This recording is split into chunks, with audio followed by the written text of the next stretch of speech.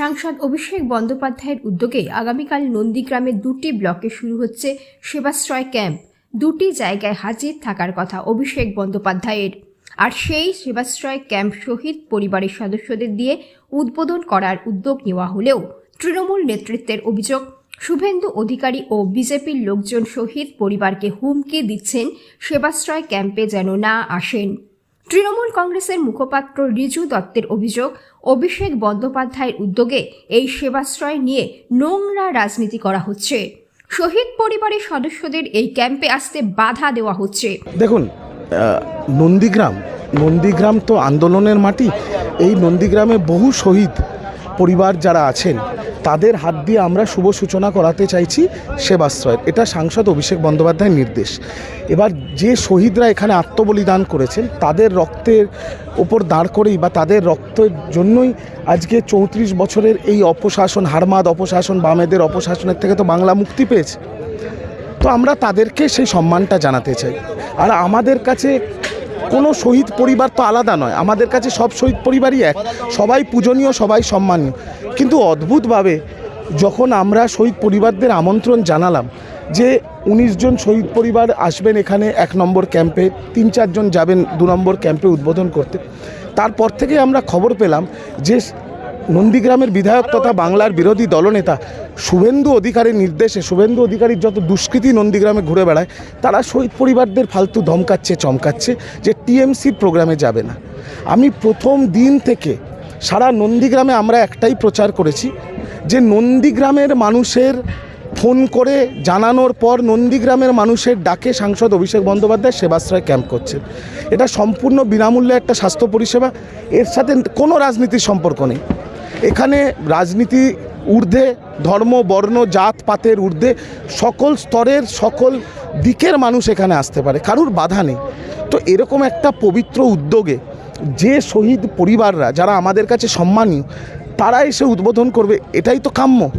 কিন্তু শুভেন্দু অধিকারী যে শহীদ পরিবারের জন্য, যে শহীদদের রক্তের জন্য এখন বিরোধী দলনেতা হয়েছে, এখন তাদেরকে নিয়ে রাজনীতি করছে, তাদেরকে ধমকাচ্ছে, চমকাচ্ছে। আর যারা এই শহীদদের ওপর গুলি চালিয়েছিল তাদের সিআরপিএফ আর এসকর্ট করে নিয়ে গিয়ে শহীদ বেদিতে মাল্যদান করছে, নিজে শহীদদের অপমান করছে, তারপর শহীদ পরিবারের মধ্যে বিভাজন করছে, রাজনীতি করছে। আমি জানতাম উনি নোংরা রাজনীতি করেন, কিন্তু এতটা নোংরা, এতটা নিকৃষ্ট রাজনীতি এটা আমি আশা করিনি শুভেন্দু অধিকারীতে।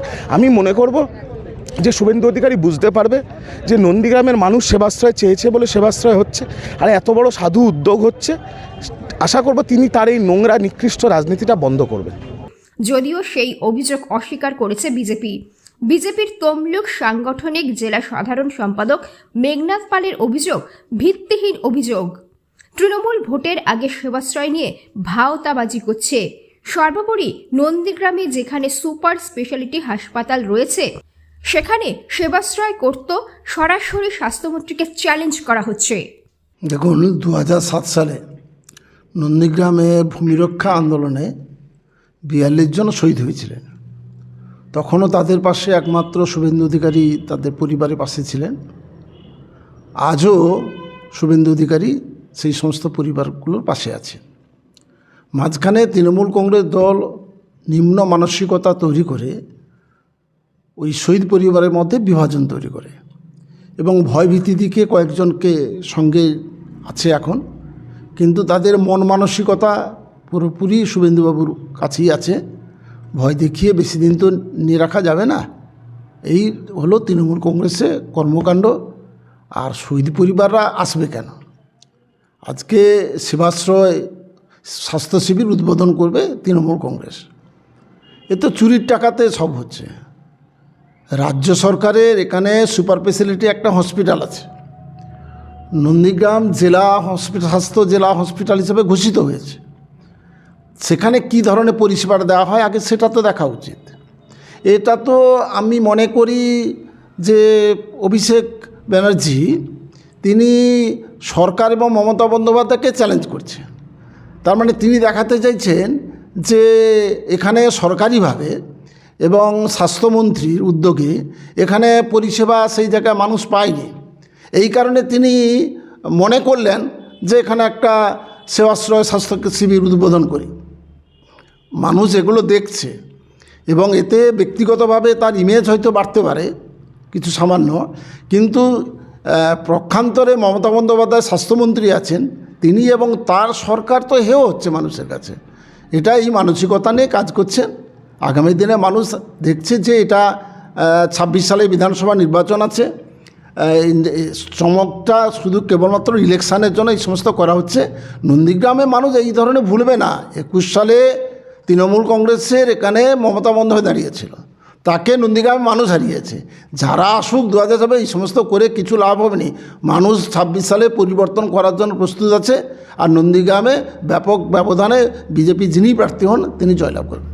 আপনাদের বিরুদ্ধে অভিযোগ যে আপনারা শহীদ পরিবারকে ধমকি চমকি দিয়ে তাদেরকে আসতে দিচ্ছেন। আমাদের ভয় দেখানো কোনো প্রশ্নই নেই। আমরা কেন ভয় দেব? শহীদ পরিবাররা নিজেরা তাদের এই চুরির টাকায় স্বাস্থ্যকেন্দ্র উদ্বোধন জন্য তারা আসবে না। এই কারণ ব্যাপারটা ভয়ভীতি দিকে 2-4 জনকে হয়তো নিয়ে আসতে পারে, ওরাই ভয়ভীতি দিকে নিয়ে আসবে। তাদের মনে প্রাণে শুভেন্দু অধিকারী আছে, তার বাইরে কেউ নেই।